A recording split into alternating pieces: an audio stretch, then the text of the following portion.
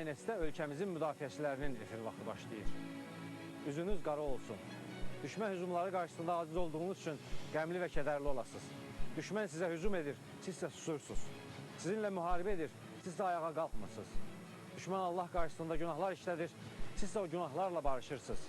Bütün bunları Həzrət Əli müharibədən, döyüşlərdən qaçan, geri çəkilən, müharibəyə getmək istəməyən müsəlmanlara xitabən demişdi.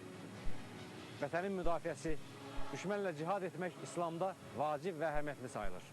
Vətən sevgisi imandandır. Çünki iman ancaq azad, bütün vətəndə yaşana bilər. Millətin birliyinin, vətənin sakitliyinin pis niyyətli qüvvələr, düşmənlər tərəfindən pozulmaması üçün Allah hər bir tədbirin əvvəlcədən alınmasını istəyir. Quranın surələrindən birində deyilir: Allahın düşmənini və öz düşməninizi onlardan başqa sizin tanımadığınız, lakin Allahın tanıdığı düşmənləri qorxutmaq üçün kafirlərə qarşı bacardığınız qədər qüvvə və döyüş atları tədarük edin. İslam bir mənalı olaraq ancaq və ancaq sülh və ədalət dinidir. Amma elə ki, məsələlər gəldi, sözdən keçdi, sülhüdən keçdi, danışıqlar daha fayda vermədi, o zaman İslam buyurur, savaşın.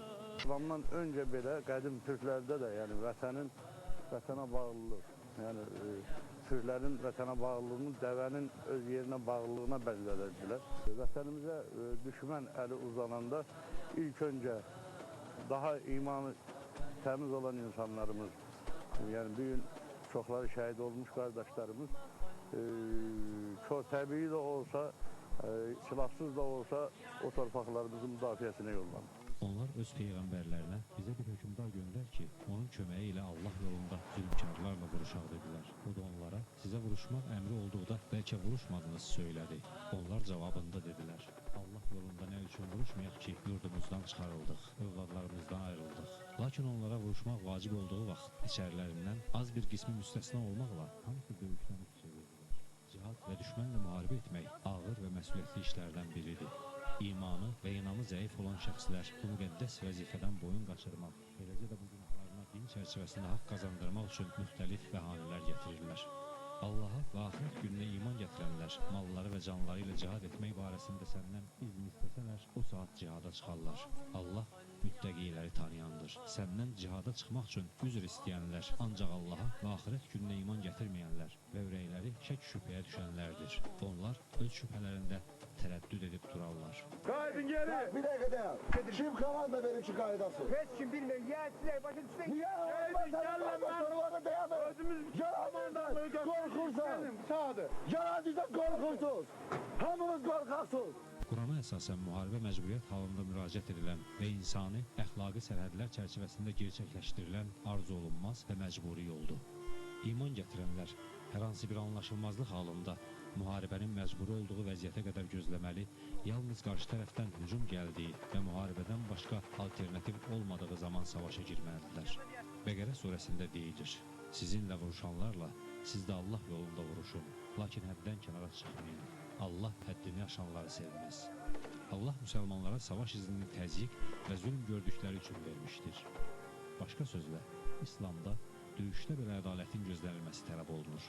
Təkcə Məkkənin fəthində deyil, Məhəmməd Peyğəmbərin dövründə aparılan bütün savaşlarda günahsız və müdafiəsiz insanların haqları ciddi şəkildə qorunub. Peyğəmbərimiz möminlərə bununla bağlı bir neçə dəfə xəbərdarlıq edərək uşaqları, qadınları, yaşlı adamları öldürməyin, ağacları yandırmayın və kəsməyin, evləri də dağıtmayın deyib.